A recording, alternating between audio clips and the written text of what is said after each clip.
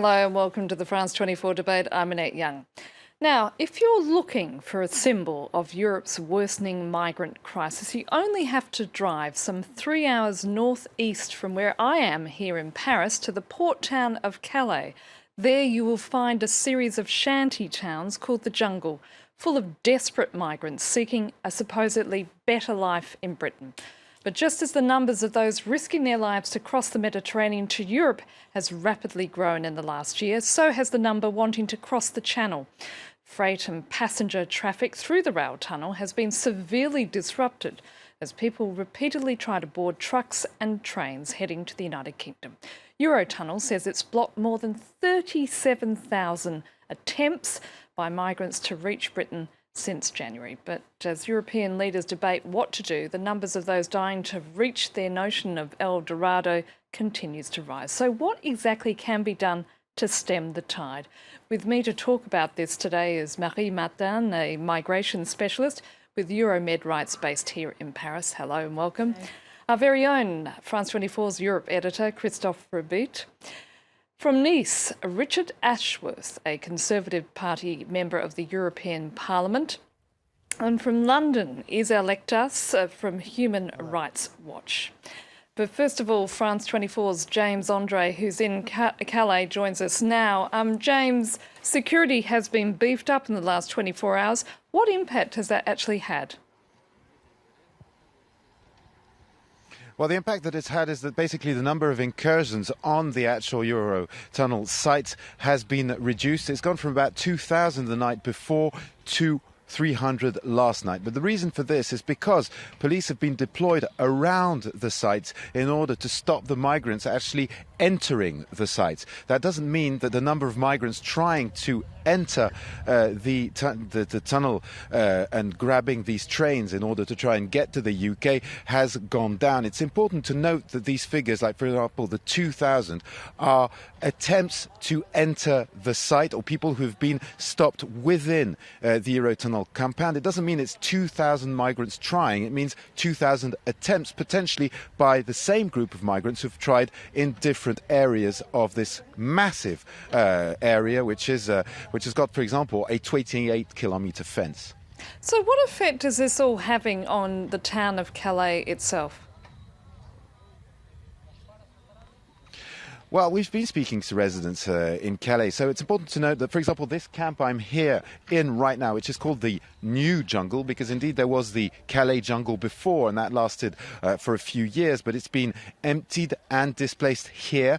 This area is slightly further out from the Calais city itself, and the point was indeed to make the residents feel more secure. There is, there is a sense of stress with the people in Calais. People were telling us that basically it's not good for tourism, it's not good for business, that some people are indeed afraid by the groups of migrants within the city, and of course that kind of gives a tense atmosphere which people in Calais say, well, it disrupts their lives to some extent. On the other hand, the fact of the matter is that as far as figures of criminality are concerned, well, it's very difficult to see what the tendency is. We've been speaking to the police earlier on, and they were saying that there isn't that much crime related to the presence of these migrants in the city, but they say also that in the past few months, well, it seems the authorities have just actually had a kind of a blackout on these figures. It's not possible to know. This was a member of one of the police unions telling us that this morning,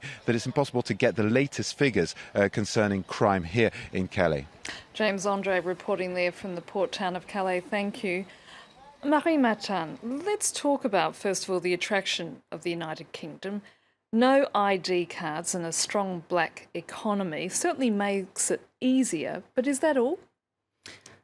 I'd suggest people are not necessarily aware of that when they're on their way actually to the UK. I'd say the question is people don't feel that welcome when they're in France. That's one thing, and we shouldn't forget about police violence and the fact people are not necessarily oriented to that. You could just explain to the international viewer why it is, because for a lot of people they would think, well, they're here on French soil, so why don't they want to stay in France? Well, that's a question that many actually wonder about. I mean, there's as many answers as individual, I suppose, but potentially the attraction to a country where people can integrate better because of the language.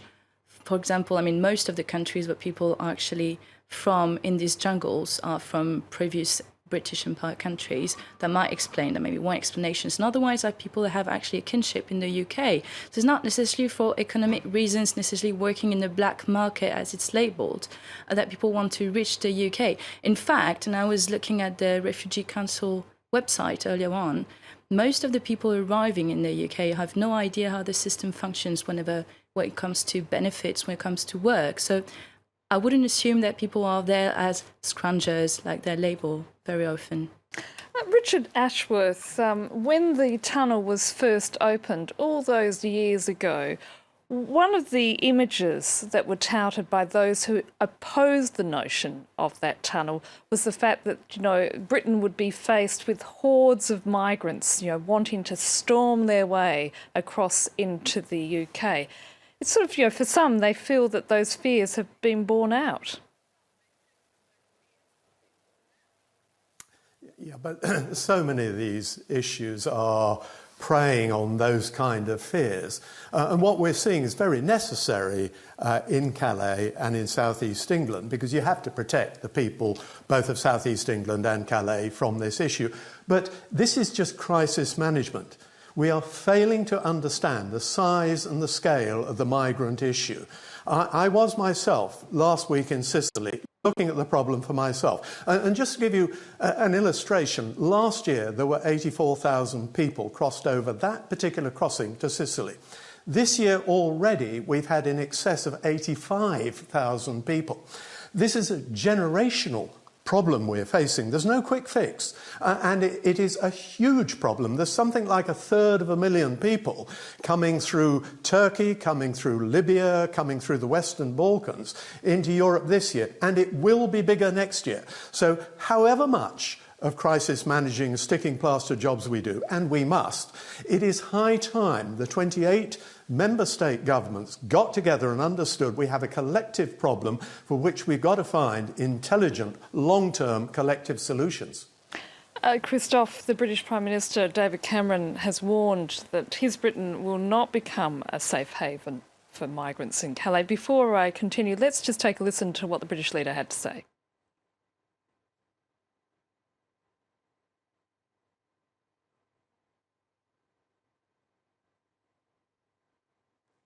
We need to work together very closely with the French, very closely with the companies, but we do need to recognise the source of this problem, which is people crossing the Mediterranean in search of a better life, and we've got to deal with that problem at its source as well. I speak to President Hollande regularly about this, and frankly the cooperation between the French and the British has been good.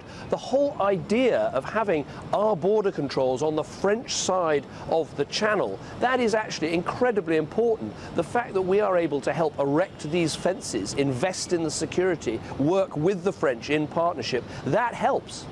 Now, the odds of his words actually being listened to by those thousands of people who are all heading in the direction of the UK are very slim, aren't they? You're right. I think the British Prime Minister is absolutely right when he says that it's a global problem. And look at what's going on in the United States.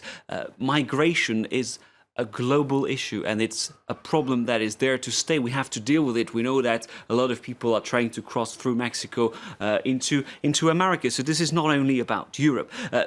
David Cameron clearly tries to stress that there is a great deal of cooperation between France and Britain, but we know that he's under pressure. I don't know if you've read the so-called tabloids in the last few days, but I'm quite surprised and shocked to read what they say, because they are basically accusing France of sending these people to Britain because they want to get rid of it. And I think your title has been very cleverly chosen, because this is indeed a blame game, but blame games don't work when we face global crises. To put it very simply, some people in Britain have the impression that the French are sending these people on purpose.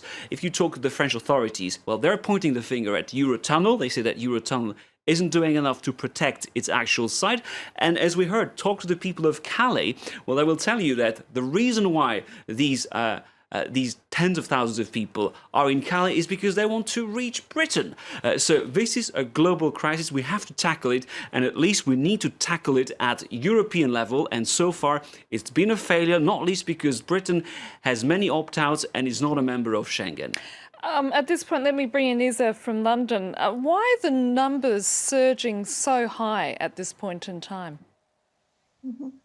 Yeah, well, indeed, over the past year, there have been more people in Calais. I mean, there have been asylum seekers and migrants in Calais for years, for over a decade. So it's not a new issue as such.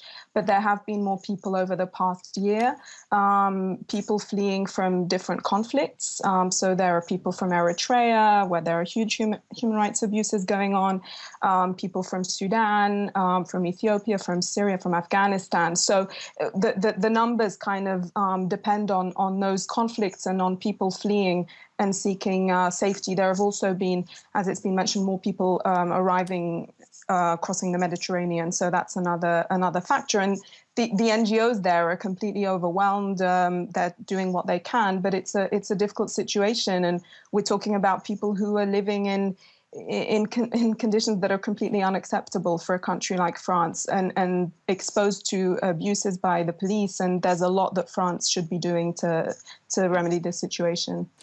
And Marie-Martin, just picking up on what Christophe and Isa were just talking about, I mean, the fact of the matter is we are seeing a blame game being played out. You know, we have the British wanting the French government to do more and upgrading security, the French government wanting Eurotunnel, the people who run that tunnel, to do more. Eurotunnel was turning around and asking both governments to reimburse it somewhere in the order of 10 million euros for the amount it's costed in order to beef up security at their end. Surely it's not fair to expect a company on its own to be dealing with this situation. This is a responsibility for all governments. Well, if the question is who's to blame and who's responsible, in fact, when it comes to mobility today, and we're actually in a system of modern nation states, it's about the right to mobility, which as such is actually given by states themselves. When it comes to denying visas, when it comes to denying mobility, I suppose the responsibility lies on the shoulder of the states themselves. But there's been actually a tendency of externalizing responsibility for security, for actually controlling people's mobility. We see this with immigration detention center. We see this with border control. Eurotunnel is simply one of the various examples around the world, in America as well, actually, like you were mentioning before, of just a process where there's a big business involved and a lot of money made on actually people's lives. And this is very shocking. Let me just add up on what James Cameron was saying earlier. We are very shocked by this statement, I must say, because if Britain is not a safe haven for migrants, then where? And if Europe is not, then where should there be a safe haven for people fleeing war and persecution? Richard Ashworth, let me bring you in on that score. I mean, those are strong statements to be made by the British leader by saying that Britain is not a safe haven, because you certainly only have to look back in past history and see that the UK has indeed welcomed refugees from troubled parts of the world before. Well, absolutely right. And your previous correspondent was spot on to say, look, this isn't just about economic migrants. You have to understand the number of people who are flowing into Europe because it has peace, it has prosperity. But these people are fleeing violence. They're coming from Mali, from Eritrea, from Sudan, from Afghanistan, from Egypt, from Syria, and now an increasing number from the Ukraine. And we've got to understand the sheer numbers of people that are coming.